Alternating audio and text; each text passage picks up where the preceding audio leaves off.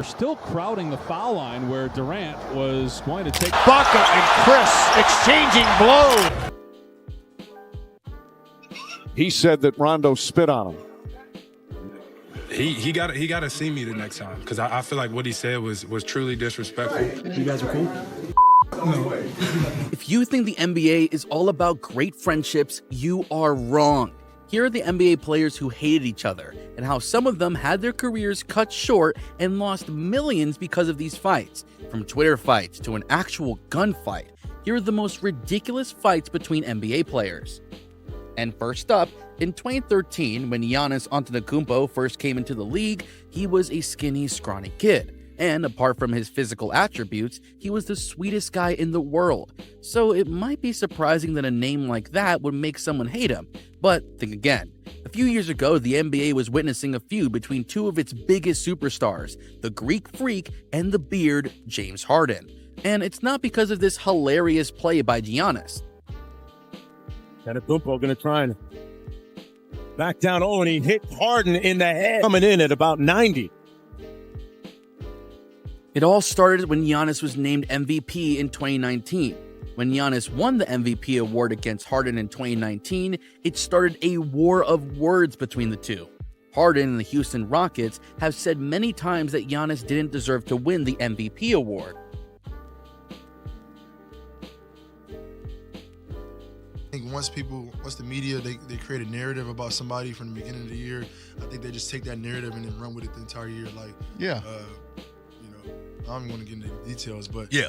all I can do is control what This opinion may make sense to them because Harden had a historic season in 2019, averaging 34 points per game and 7.5 assists per game, with multiple streaks of 30-plus and 40-plus point games.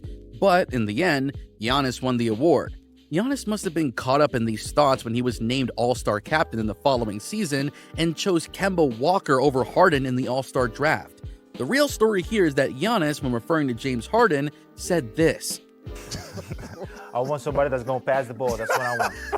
Harden then gave a bombshell interview in which he suggested that Giannis doesn't have any talent because he's only 7 feet tall and can run and dunk. done.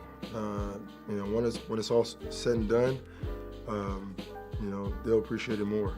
But I wish I could just run and with 7 feet and run and just dunk.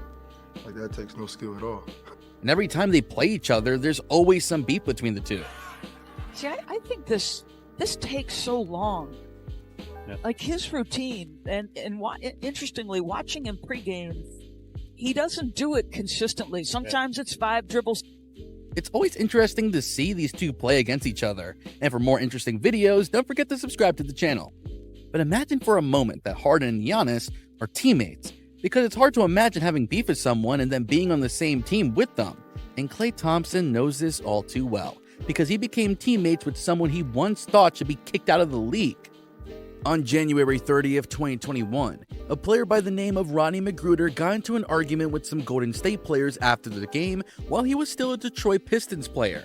After Golden State's left with a win, McGruder got into an argument with some Warrior players.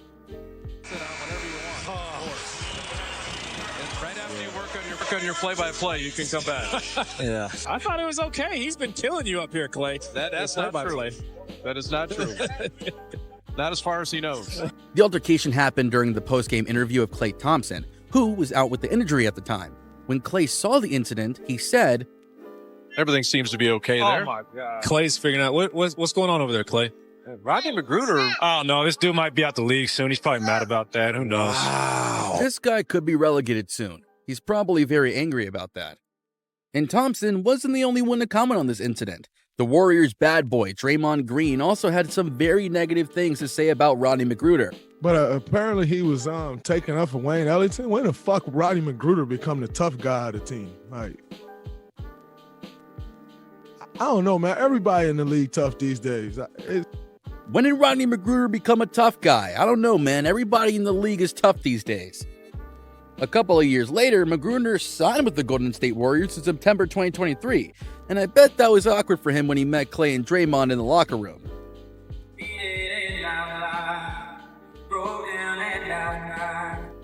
But that didn't last long, because a month later, Rodney McGruder was waived in October 2023. But the fact remains that hating someone on the same team can sometimes have unintended consequences. The kind of consequences where you can go from being one of the best in the league to being forgotten and ending up in jail. Do you think that's an exaggeration? Then let's go back to 2009. You may recognize Gilbert Arenas from his podcast these days, but there was a time when the NBA was dominated by a man nicknamed Agent Zero. He was even on the cover of NBA Live 08.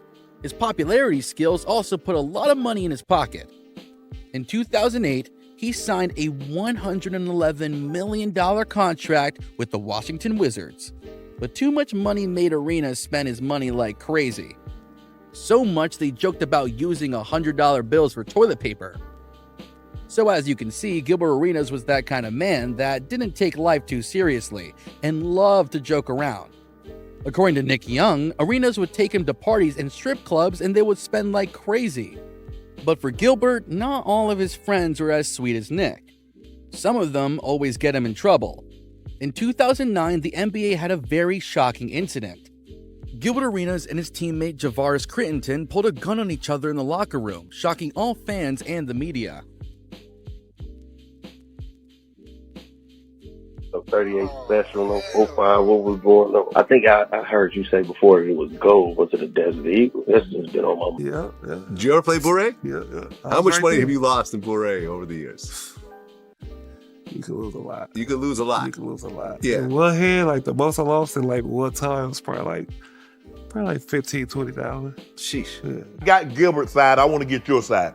You were there with Gilbert in the gun situation with Jarvis. What actually happened? So we playing cards on the. What was the name of the card game? Guns in between. Bure.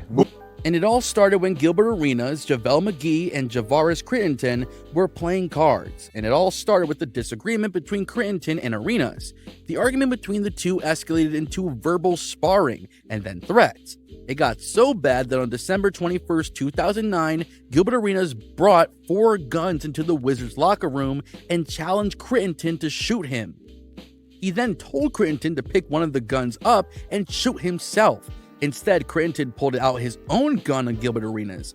Fortunately, nobody pulled the trigger.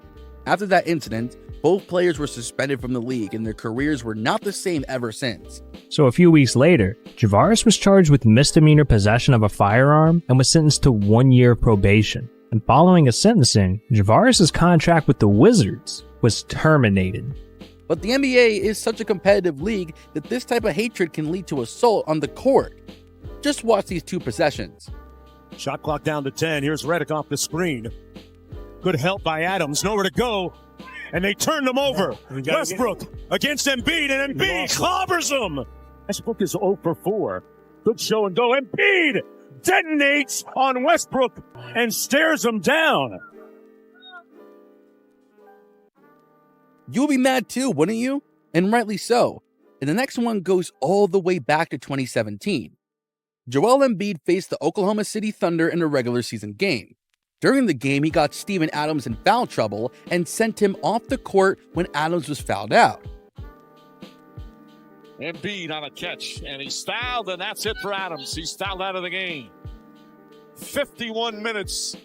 But Russell Westbrook had the last laugh, and OKC won the game.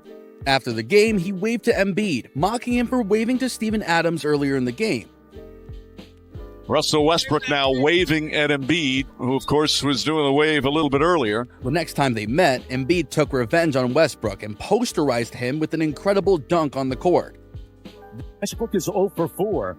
Good show and go. Embiid detonates on Westbrook and stares him down. Then they took the rivalry to another game. This fight escalated during another regular season meeting between OKC and Philly. Westbrook was attacking the basket and Embiid fouled him hard. Westbrook fell to the floor, but when he got up, he wasn't happy. After the game, Westbrook made it very clear that he was not happy with Embiid and what he did. Embiid foul late, was that just him landing on you? What was your objection to it? I don't think he just landed on me. He had a little extra to it. You know what I'm saying? But it's okay. You guys are cool? No. And Embiid added fuel to the fire by questioning why Westbrook is always in his feelings. I don't know what Why he was mad, I have no idea, but he's always in his feelings, so I have no idea. But Joel might be overdoing it a little bit, because it's not just Westbrook who hates him. Take a look at Embiid's first Instagram post. You see, the beef between Embiid and Marcus Smart dates all the way back to their college years. In fact, not many people knew this beef existed. Not until what happened in this Boston 76ers game. After that play, Marcus Smart accused Embiid of trying to break his arm. I mean, went for a rebound. Basketball play, went for the steal. Basketball play, referee blows his whistle, calls a foul. I stop play, my arm's still stuck in there, and he tries to break it. Do you think Embiid plays a bit dirty on people sometimes? Can't players just compete within the rules and play a fair game? Well, I guess that wouldn't be as interesting and dramatic as the NBA we have today. Because in February 2024, Isaiah Stewart from the Pistons apparently punched Phoenix Suns' Drew Eubanks in the parking lot before a game. Isaiah Stewart was then arrested by the police and now could be facing some serious criminal charges. Has the NBA gotten soft for the past years and players are now getting tough again? Let me know what you think in the comment sections down below. If you like this video, don't forget to like and subscribe.